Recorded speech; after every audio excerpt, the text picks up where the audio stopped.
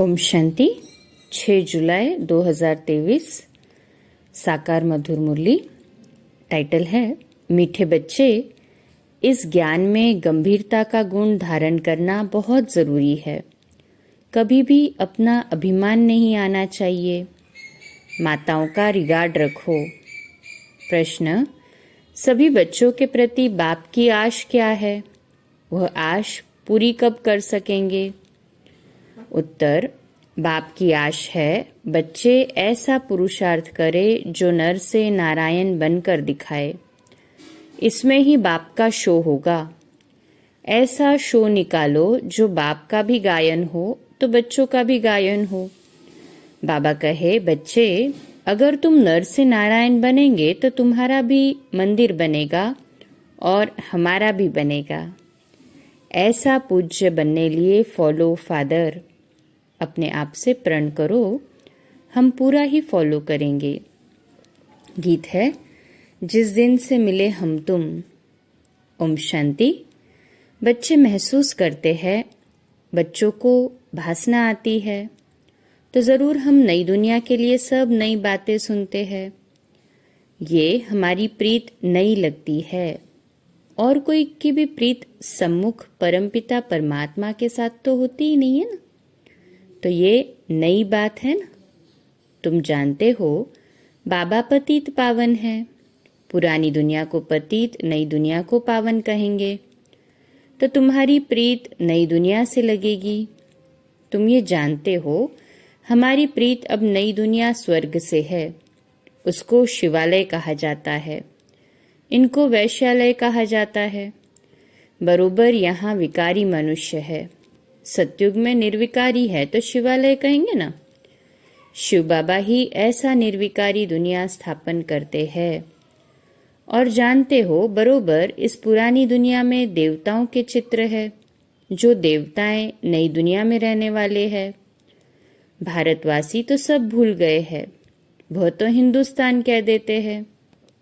हिंदुस्तान हमारा प्यारा, हाँ जरूर प्यारा था, परंतु वास्तव में हिंदुस्तान नाम है नहीं, भारत खंड कहा जाता है। तो बच्चे जानते हैं बरोबर ये नई बातें लगती है। ऐसी बातें कब नहीं सुनी। ये ज्ञान सारी दुनिया से निराला है। भारतवासियों के मंदिर भी बहुत है। क्रिश्चियन की एक ही चर्च होगी, फिर करके अलग अलग चर्च बनाएंगे। सतयुग में तो कोई मंदिर नहीं होता, क्योंकि चैतन्य देवताओं का राज्य चलता है।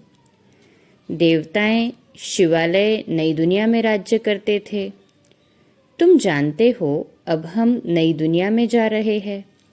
ये भी ख्याल कभी नहीं करना कि बाबा ने ये नया मकान बनाया है। वास्तव में पुरानी दुनिया में ये भी पुराना ही है। हमारी प्रीत अब नई दुनिया से लगी है। आत्माओं की परमात्मा साथ प्रीत लगी है जो सम्मुख बैठे हैं।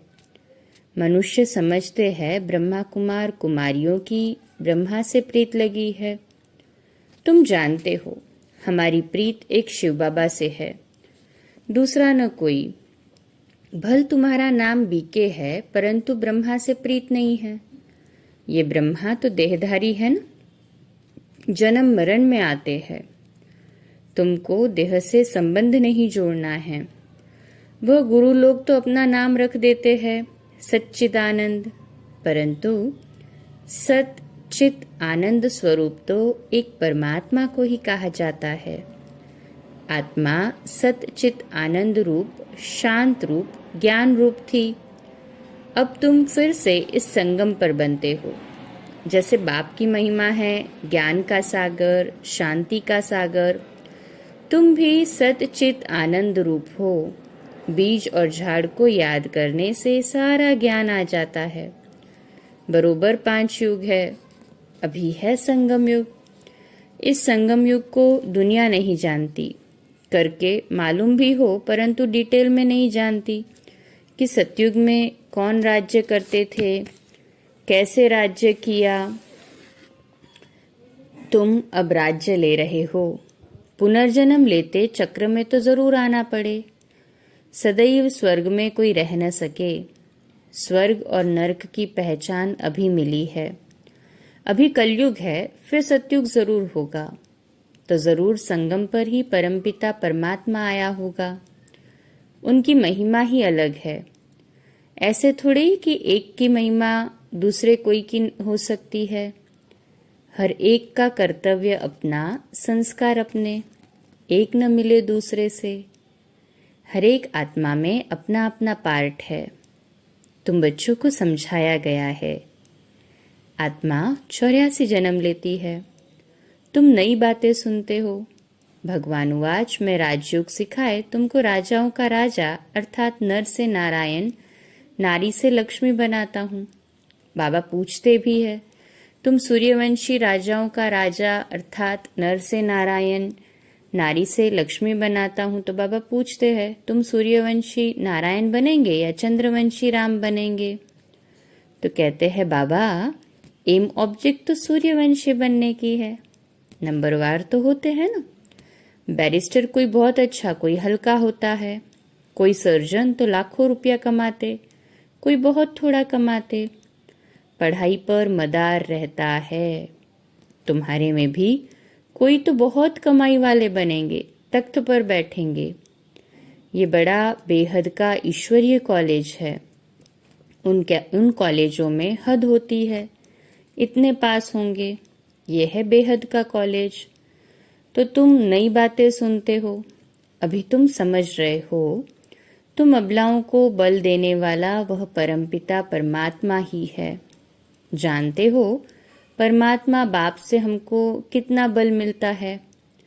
हम वॉरियर्स अर्थात सेना हैं, युद्ध के मैदान में खड़े हैं।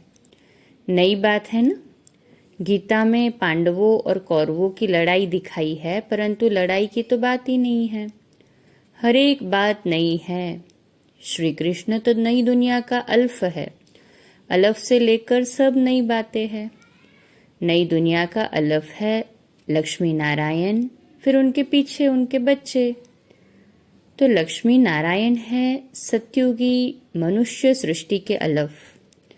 यहाँ मनुष्य सृष्टि का रचयिता अलफ ब्रह्मा है। पहले पहले है परमपिता परमात्मा अलफ, पीछे ब्रह्मा को अलफ बनाते हैं, फिर लक्ष्मी नारायण को अलफ बनाते हैं। यहाँ तुम ब्राह्मण कुल के हो। ब्राह्मण कुल का बड़ा ब्रह्मा ही गाया जाता है। ब्राह्मण तो भल वह भी है, परंतु ब्रह्मा कुमार कुमारियां नाम कभी नहीं सुना है। गीता में भी यह नाम नहीं है। तो नई बात है ना। भारत को हिंदुस्तान कहने कारण हिंदू धर्म कह देते हैं। अपने प्राचीन धर्म की पहचान नहीं है, जैसे कि देवता धर्म है ही नहीं। अपने धर्म को न जानने कारण कहते हैं सब धर्म एक ही है।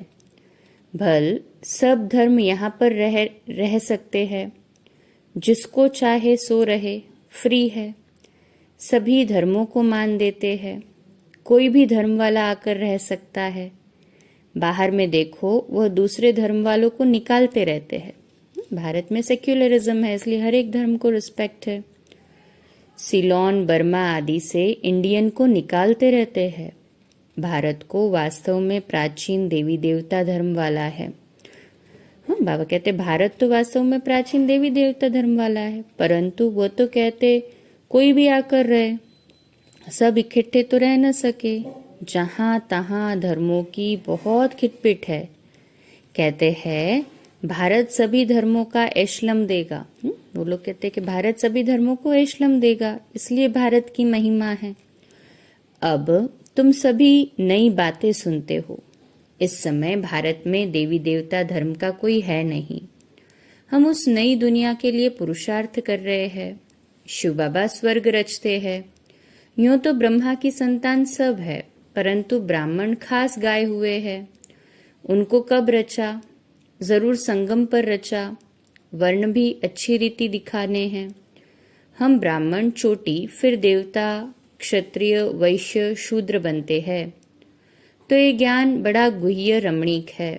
मुश्किल किसकी बुद्धि में बैठता है। तुम बच्चे इस ज्ञान को अच्छी रीति धारण करो। कभी भी ब्राह्मणी से रूठना नहीं, रूठ करके पढ़ाई को नहीं छोड़ना है, नहीं तो रसातल में चले जाएंगे। नुकसान तो खुद का ही है ना। बाप आया है सुनाने तो सुनना चाहिए। भक्ति मार्ग में कितना नियम होता है गीता सुनने का, वह पूरे नेम से सुनते हैं। मंदिर में भी नेम पूर्वक जाते हैं, रोज पक्का नेम रखते हैं। तुम्हारा नेम तो बड़ा कड़ा है, एक घड़ी आधी घड़ी, हाँ फिर बढ़ाते रहना है। बाबा को याद करने से बुद्धि का ताला खुलेगा। विचार सागर मंथन कोई शिव बाबा नहीं करते हैं, उनको दरकार ही नहीं विचार सागर मंथन की। तुमको दरकार रहती है किसको कैसे समझाए। तो कभी भी रूठना नहीं चाहिए, एक दो का रिगार्ड रखना चाहिए। कई बच्चों को महारथियों का रिगार्ड रखना आता ही नहीं है। ब्राह्मणियां जो है वह फिर भी मुख्य है।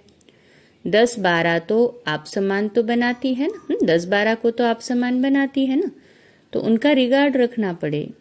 तुम जैसे कि शिव बाबा के एजेंट हो। सभी एजेंट्स एक जैसे तो नहीं होते हैं, नंबरवार होते हैं, फिर भी एजेंट्स तो है ना।